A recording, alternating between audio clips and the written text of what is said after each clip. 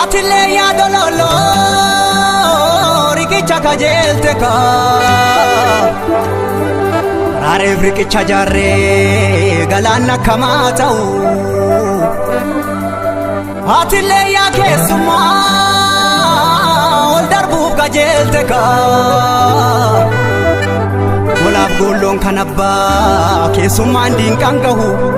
Ode bashiran kaba kandire kesadahu Du'eetan bada malee keessummaan diinqan gahu uduu abbaa koo haa ta'u uduu abbaa koo haa ta'u dubbiin kun icciituma odaan guyyaan daraaru kormi gateettii sobaa gadaa meelbaasin nyaaru biiblee rorroon sarminee rabaaf doorii dhaqabu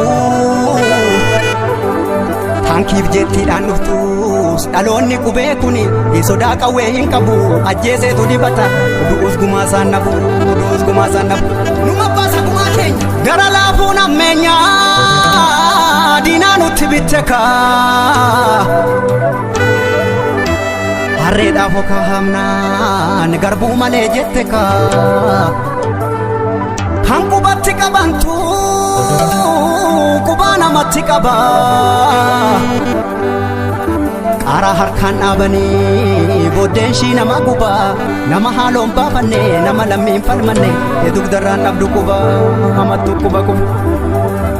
siin nama yaa namanaa yaa namicha fira koo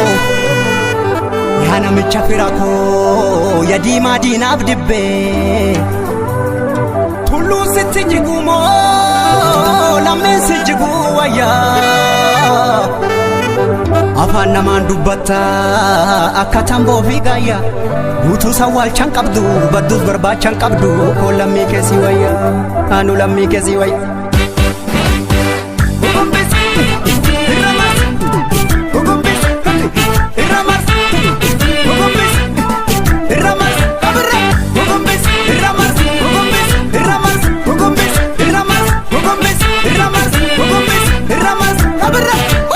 Nallofa jedhee yoo mafe nallolas jedhee yoo marafe dheeraftus karaa nanambe gurrafe garaan narrafiftu diina geerraa roorriftu akkamiin lammeetti callee soorataan kan booree qabu kormatu lagaa bookkisa lafti yoo bareedin innisa hantuuta lubbuudhaan jirtu boofatu jira liqimsa diinni haqa keenya didimsa Dandeenyu hundeen buqqifna yoo ditte ilmootti guddifna diina buqqisuu dhuma qabna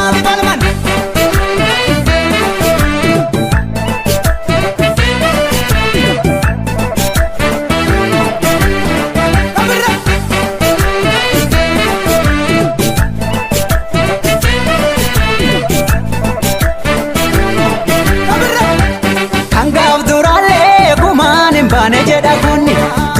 Jabaatee mirgaa biyyaa falma dhaloonni har'uma jabeessi bullaan lafee taati tiruuni mirga uumamaallee nurraa mulquuf jirti jarreeni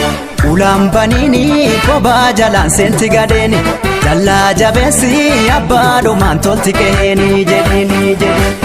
ijaarsa kee tolchi jedhiini abbaadhumaan tolti qeeni.